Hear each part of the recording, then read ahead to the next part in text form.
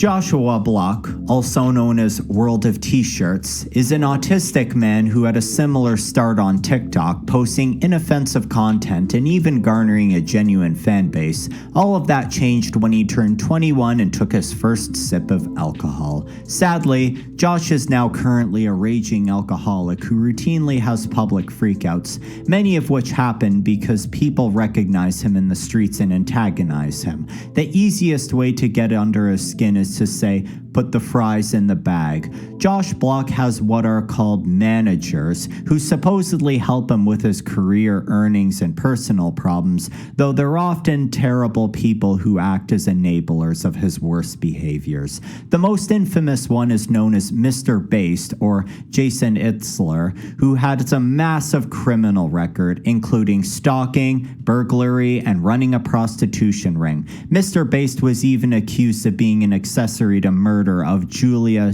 Sunich, sorry if I mispronounced that, but was somehow let go despite having massive evidence against him. Right now, he isn't Josh Block's manager, but judging on how Josh's behavior is only getting worse, his current ones don't seem to treat him any better. Cyraxx. Cyraxx, also known as Chance Wilkins, is a man in his mid-30s with a massive litany of issues, both physical and mental. He lives with his adoptive parents as an aspiring artist, musician, writer, video game maker, and race car driver. He hasn't found any success in any of these, though, only being antagonized by trolls who pretend to be music labels stealing all of his music. Most famously, Chance was exposed for being a PDF file on several different occasions, with several trolls engaging to catch a predator style catfishing to see how he'd react, and he would fall for it each time, even sending his genitals in a couple of these instances. Most of Cyraxx's most famous moments on cameras was when he was in heated arguments with other trolls pressing about him about these accusations, where he would imitate Hulk Hogan. Most famously, he was arrested once for assaulting a troll with a bat, and the body cam footage went viral in Lolcow circles. Tophiachu. Tophiachu, also known as Tophia Slidell, is a woman on the internet known for creepily fetishizing and stalking attractive Asian men on TikTok. She posts a lot of duet videos with them, not realizing how much mockery she faces on the site. She also involves her entire family on the internet, each member having their own account, most notably her father, also known as Tophiachu. Tophiachu is probably the most interesting and eccentric family member, having unique political viewpoints like how he should get all the money in the world to control everything. Unfortunately, Tophiachu's brother tragically passed away recently. The family is currently suffering in poverty. Nova Online. Nova Online, also known as Gabriel Gage, is a TikToker streamer who got his first start from doing food reviews. However, people didn't come in to watch him for the actual information that he spouts. Rather, they just watched him for his unconventional voice and appearance. The hell is the burger, so let's try the fries. He is incapable of taking criticism, which actually leads him into getting into a conflict with a previously mentioned lolcow, Tophiachu. He's done fitness and diet content, which is very obviously short-lived when you judge him by his appearance. This, however, is the least of the problems with Gabe. It was revealed that he was really into age play, dressing up as an infant, diaper and pacifier and all.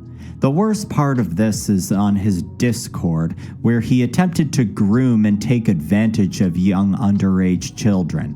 Twice. Each time he had a meltdown and lashed out against the Lolcow documentaries. The most bone-chilling, creepy part about this man-child is when he sung Twinkle Twinkle Little Star for someone he believed was underage. Twinkle, twinkle, little star, how I wonder where you are.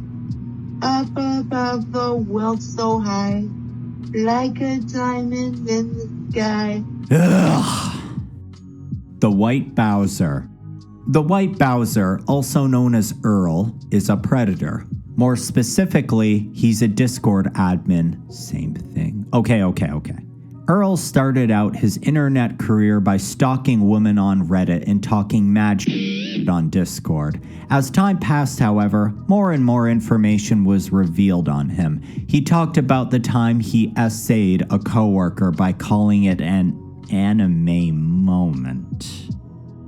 Yeah, he was fired and blacklisted for this very act. This became a running meme on the Discord server he was on, and many Lolcow YouTubers took their turns dunking on him. Earl is probably an incel who spends all day online trying to fight the trolls and fish for sympathy because he has zero career prospects. He's even faced criticism in the real world from people he knew, claiming his touch of the coworker was on purpose, and he even continued to feel her up after initially making contact. He even tried to make other YouTubers look like predators, but this would always backfire. KingCobraJFS. KingCobraJFS, also known as Josh Saunders, is a big metalhead and fan of snakes. He was really big into guitars, but plays them about as well as I do, which is not very.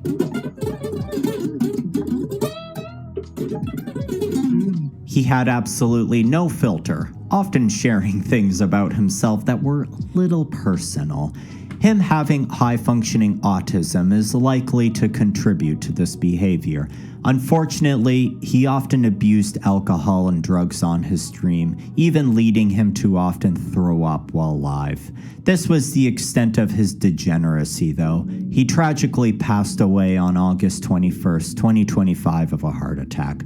Josh was mostly self-destructive, and his behavior compared to the other Lolcows mentioned here isn't nearly as bad. He even took shots at Cyraxx for his predatory behavior and could even be unironically funny at times. Cobra, what's your ideal woman? Well, first of all, of age, alive, cisgendered, consenting, non-related. Rest in peace, buddy. I hope you're hanging with Ozzy in heaven.